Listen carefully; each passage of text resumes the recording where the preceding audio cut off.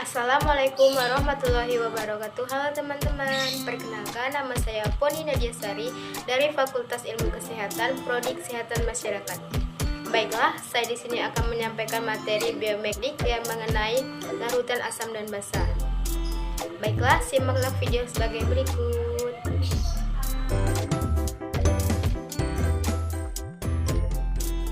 Di hari, kita tentu pernah melihat atau bahkan menggunakan perasan lemon dan daun sirih. Nah, perasan lemon apabila kita cicipi akan terasa asam dan apabila mengenai tangan akan terasa kesat. Berbeda dengan perasan daun sirih yang apabila terkena tangan akan terasa licin dan jika kita cicipi maka akan terasa pahit. Nah, lemon merupakan salah satu contoh senyawa asam, sedangkan daun sirih adalah contoh senyawa basa. Sebenarnya yang dimaksud dengan larutan asam dan basa?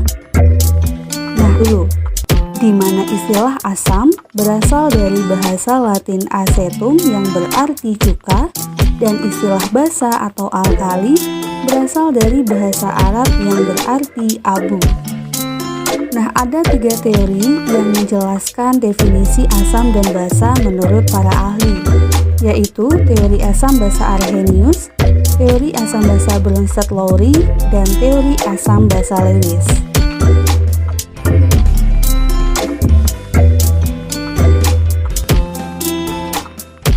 Arrhenius adalah seorang ilmuwan kimia dari Swedia. Arrhenius, asam adalah senyawa yang melepaskan ion hidronium atau H3O+ saat dilarutkan dalam air. Sebagai contoh, asam klorida atau HCl yang dilarutkan dalam air melepaskan ion hidronium dengan reaksi HCl ditambah H2O menghasilkan H3O+ ditambah Cl-.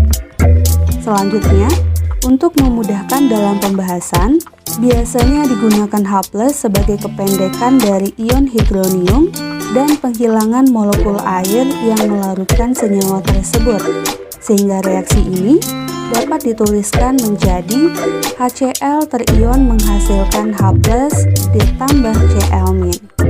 Nah, contoh atau H2SO4 yang juga menghasilkan ion hidronium ketika dilarutkan dalam air dengan reaksi H2SO4 ditambah 2H2O menghasilkan 2H3O+ ditambah SO4 atau dapat disederhanakan menjadi H2SO4 terurai menjadi 2H+ ditambah SO4 Nah, berdasarkan teori Arrhenius ini, yang menyebabkan suatu larutan bersifat asam adalah ion H+ atau H3O+ yang dihasilkan. Nah, ion H+ dari ionisasi 1 mol asam disebut dengan valensi asam, sedangkan anion yang dihasilkan disebut dengan anion sisa asam.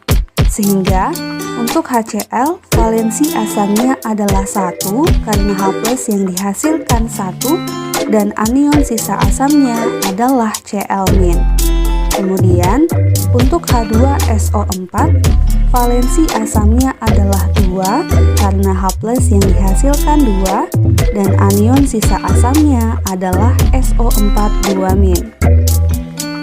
Selanjutnya, berdasarkan jumlah H+ yang dihasilkan ketika larut dalam air, asam kemudian dibagi menjadi asam monoprotik, diprotik, dan triprotik. Nah, asam monoprotik merupakan asam yang dalam pelarut air dapat menghasilkan 1 ion H+. Contohnya adalah HCl dan HNO3 dengan reaksi ionisasi sebagai berikut. Terlihat ya, bahwa H+ yang dihasilkan berjumlah 1. Selanjutnya, asam diprotik adalah asam yang dalam air dapat menghasilkan 2 ion H+. Contohnya adalah H2SO4 dan H2S dengan reaksi ionisasinya sebagai berikut. Terlihat juga ya, bahwa H+ yang dihasilkan berjumlah 2. Nah, adapun asam triprotik adalah asam yang dalam air menghasilkan 3 ion H+. Contohnya adalah H3PO4, dan H3ASO3 dengan reaksi ionisasi sebagai berikut. Selanjutnya, bagaimana definisi basa menurut Arrhenius? Nah, menurut Arrhenius, basa adalah senyawa yang dapat melepaskan ion hidroksida atau OH- ketika dilarutkan dalam air. Contohnya adalah natrium hidroksida atau NaOH yang melepas ion OH- dalam air dengan reaksi NaOH terurai menjadi Na+ ditambah OH-. Contoh lainnya adalah barium hidroksida atau BaOH2 yang dalam air juga melepaskan ion OH- dengan reaksi BaOH2 terion menghasilkan 2 OH- ditambah Ba2+. Nah, berdasarkan teori Arrhenius ini, yang menyebabkan suatu larutan bersifat basa adalah ion OH- yang dihasilkan.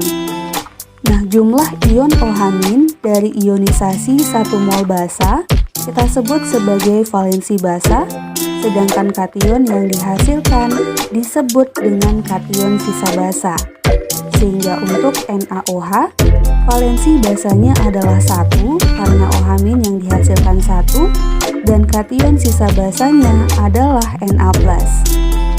Kemudian, untuk BaOH2, valensi basanya adalah 2 karena OH- yang dihasilkan 2 dan kation sisa basanya adalah Ba2+. Selanjutnya, berdasarkan jumlah OH- yang dihasilkan ketika larut dalam air, basa kemudian dibagi menjadi basa monohidroksi, dihidroksi, dan trihidroksi. Kita bahas satu persatu.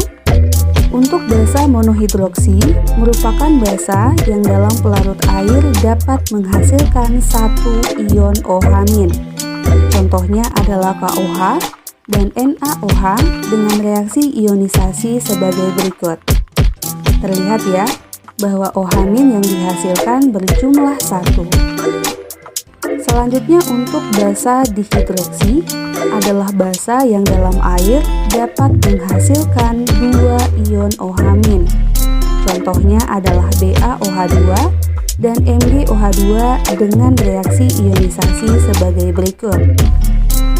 Nah, adapun basa trihidroksi adalah basa yang dalam air menghasilkan 3 ion OH-. Contohnya adalah AlOH3 dan FeOH3 dengan reaksi ionisasi sebagai berikut. Memiliki kelemahan, yaitu hanya dapat berlaku untuk senyawa yang dilarutkan dalam air saja, serta pada tahun 1920, melainkan melibatkan penyerahan dan penerimaan pasangan elektron bebas. Menurut Lewis, asam adalah suatu molekul atau ion yang dapat menerima atau sedangkan basa adalah suatu molekul ikan reaksi NH3 dan BF3 memiliki pasangan elektron bebas. Berdasarkan sebagai berikut. NH3BF3 melalui ikatan kovalen koordinasi. Nah, menurut teori asam basa Lewis, NH3 berperan sebagai basa karena mendonorkan pasangan elektron bebasnya, dan BF3 berperan sebagai asam karena menerima pasangan elektron bebas dari NH3.